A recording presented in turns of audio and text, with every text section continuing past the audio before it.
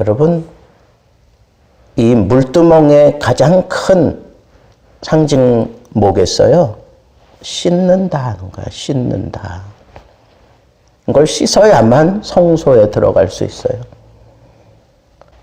더러워진 이 모든 것들을 씻어내는 게 뭐겠어요?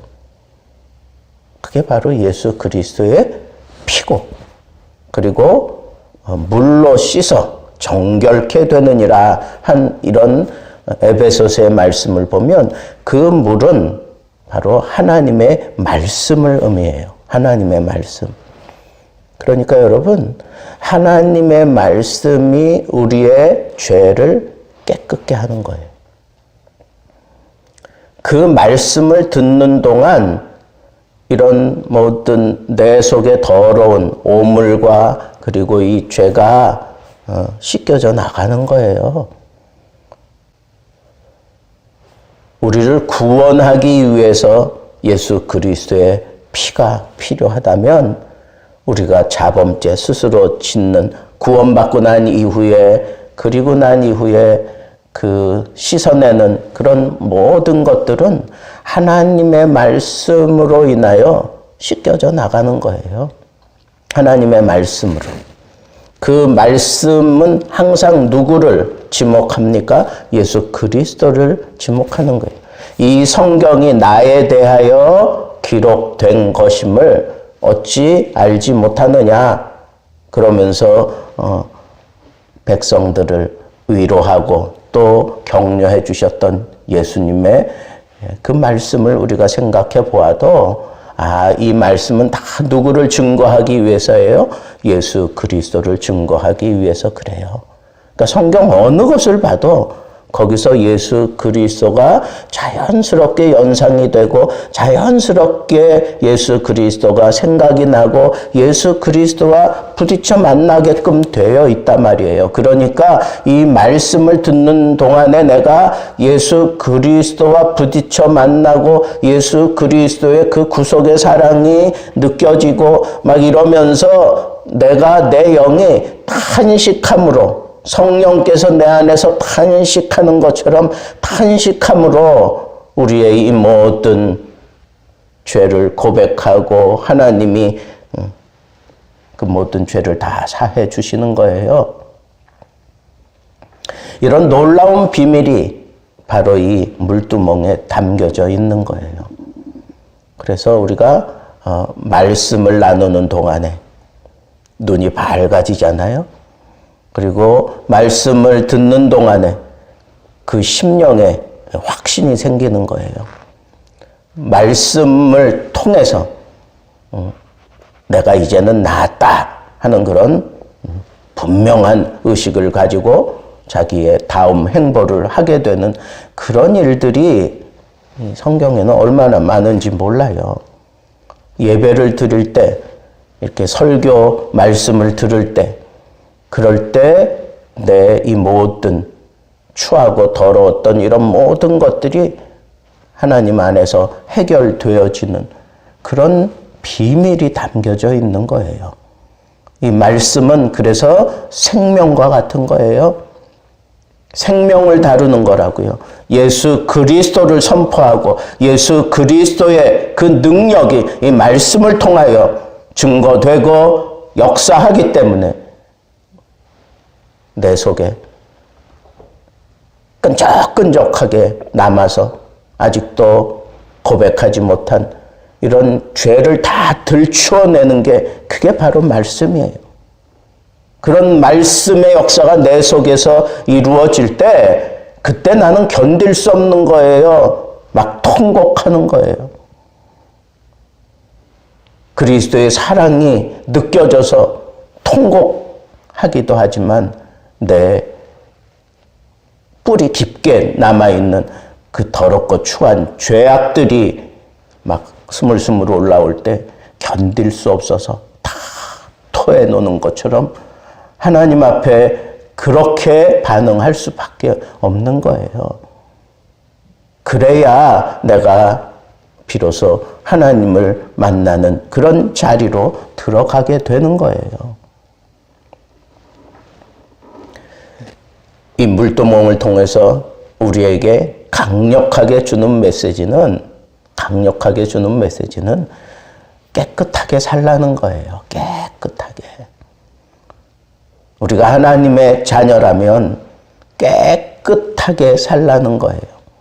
깨끗하게 살라고 그렇게 요청하는 것은 이미 예수 그리스도의 피로 우리의 이 모든 죄악의 뿌리가 다 뽑혀진 거예요.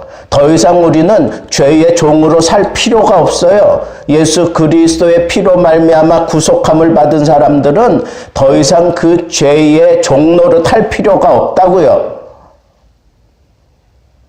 우리의 본성이 여전히 우리 속에 남아있어서 어쩔 수 없이 이 험난한 세상에서 또 이 악랄한 마귀가 우리를 시험하고 넘어뜨림으로 인해서 또 죄를 지을 수는 있어요. 그러나 그런 것들은 손발 씻듯이 씻으면 되는 거예요. 고백하면 되는 거예요. 하나님 앞에 자백하면 되는 거예요. 그러나 내가 죄의 종으로, 마귀의 종으로 그렇게 살던 사람은 통째로 씻어내는 예수 그리스도의 보혈의 능력이 필요한 거예요. 그걸 인해서 씻고 난 다음에 그 다음에 살아가는 사람들은 하나님의 자녀고 제사장이기 때문에 그 사람들은 그 모든 오물과 이 세상으로 인해서 또 저지른 그런 모든 죄는 손발을 씻으면 되는 거예요. 손발을 씻으면 되는 거예요. 그러나 우리가 통째로 목욕하는 건 내 스스로 하는 게 아니야. 그건 제물이 필요해요. 예수 그리스도를 통해서 구원함을 받은 사람들은 또다시 예수 그리스도의 피를 통한 그런 씻음이 필요치 않아요. 그 다음부터는 이 손발만 씻는 그런 일들만 남아있어요. 이 노수로 물두멍을 만들었는데 꽤 크잖아요. 근데 그걸 그 재료가 어디서 났느냐 하면 그 회막 앞에서 봉사하는 여인들이 쓰던 그 놋거울로 재료를 삼아서 그걸 만들었어요. 이 거울과 같은 역할을 하는 게 뭐예요? 그게 바로 하나님의 말씀이에요. 하나님의 말씀이 거울과 같은 역할을 해요. 우리의 본 모습을 들여다보게 한다고 세상 사람들이 볼 수 없는 그 본 모습을 말씀 앞에 내가 서 있으면 그게 다 드러나게 돼 있어요. 세상에서는 죄라고 여기지 않는데 하나님 말씀 앞에 서니까 그게 죄인 거예요. 여러분 그런 경우 없습니까? 얼마나 많은지 몰라요. 세상에서는 그냥 다 통용되는데 말씀 앞에 서면 그게 죄예요. 다른 사람들 다 해. 그리고 세상에서도 그거 다 눈 감아주고 그거 지혜롭다고 칭찬까지 해. 그런데 말씀 앞에 섰을 때 그게 내 양심을 막 두들겨 패. 그리고 이거는 잘못된 거야 라고 하는 그런 의식이 들어요. 그게 죄라고. 그 죄를 어떻게 해야 돼요? 끊어내야지. 씻어내야지. 내 기도에 왜 힘이 없나? 씻어내는 그런 작업을 안 해서 그래. 말씀을 통해서 자기를 비춰보는 이런 지혜로운 모습을 갖추지 못했기 때문에 그래요. 이 정도쯤이야. 내가 구원받았는데 나는 하나님의 자녀인데 뭐 하나님이 다 해결해 주시지 뭐 그렇게 생각하고 씻기를 게을리하는 사람은 예수님이 그렇게 말씀하셨잖아요. 너와 내가 아무 상관이 없다. 그 얘기는 뭐예요? 내가 너 책임질 필요도 없지 않겠니? 내가 너에게 뭐 이런 거 저런 거 챙겨줄 필요 없지 않겠니? 네가 아무리 뭐 부른다고 할지라도 나 꿈쩍도 하지 않을 거야. 그런 것과 똑같아요. 그래서 우리는 날마다 말씀을 통해서 우리의 모든 모습을 들여다보고 하나님 앞에 죄를 고백하고 날마다 그렇게 자신을 깨끗게 하는 모습으로 살아야 돼요. 말씀이 여러분들에게 거울이에요. 그러니까 그 말씀을 통해서 날마다 자신을 들여다보고 자신의 더러운 모습을 고백하고 그러므로 말미암아 하나님 앞에 언제나 소통될 수 있도록 모든 관계가 해결된 모습으로 살아갈 수 있는 진실하게 깨끗하게 그리고 순결한 모습으로 살아갈 수 있는 말씀의 사람들 되기를 주님의 이름으로 축복합니다. 기도하겠습니다.